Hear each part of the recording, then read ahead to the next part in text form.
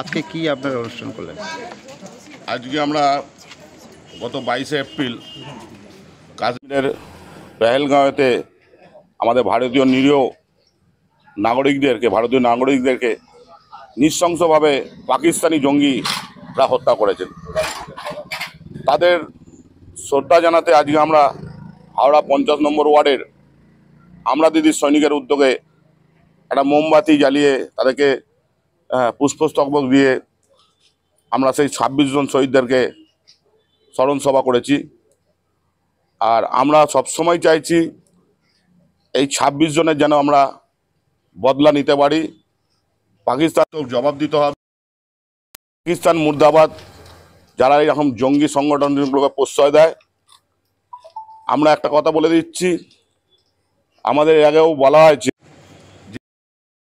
ক্ষীর দেবো, ক্ষীর চাইলে দুধ দেবো, কাশ্মীর চাইলে যেরকম চিড়ে দেবো, একটা কথা ছিল আমাদের স্লোগান।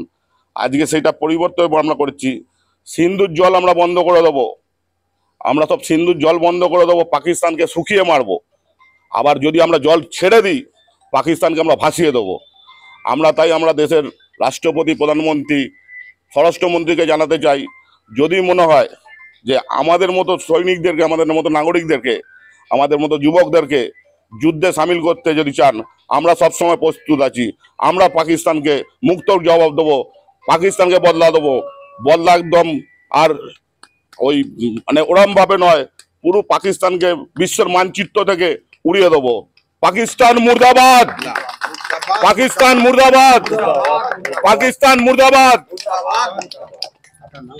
আমার নাম কাল্টু দাস, আমরা দিদির সৈনিকের আমি একটা আবার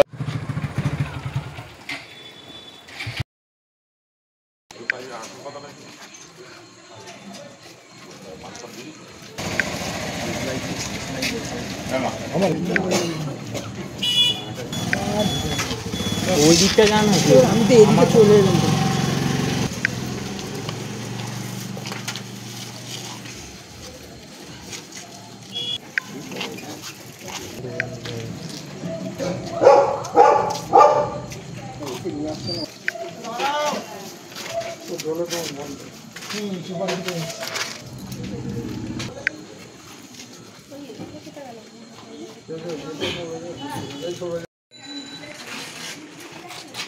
এইখানটারে এদিকটা ছেটে যেতে হবে, ডান দিকটা নানা 0.66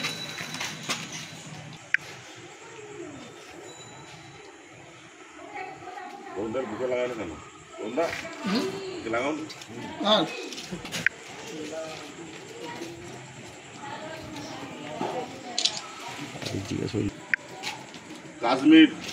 কাশ্মীরের পেহেলগাঁওতে আমাদের ভারতীয় নিরীহ মানুষদের, মানে পর্যটক যারা গেছিলেন, নৃশংসভাবে পাকিস্তানি জঙ্গিরা তাদেরকে নিহত করেছে। তাদের প্রতি শ্রদ্ধা জানাতে আমরা আজ হাওড়া 50 নম্বর ওয়ার্ডের দিদির সৈনিকের উদ্যোগে আমরা একটা স্মরণ সভার আয়োজন করেছি। প্রতি 1 মিনিট নীরবতা পালন করব। তারপরে আমরা 26 জনের শহীদদের প্রতি মাল্যদান করব এবং মোমবাতি জ্বালিয়ে তাদের স্মরণ সভা করব। আমরা এখন 1 মিনিট নীরবতা পালনের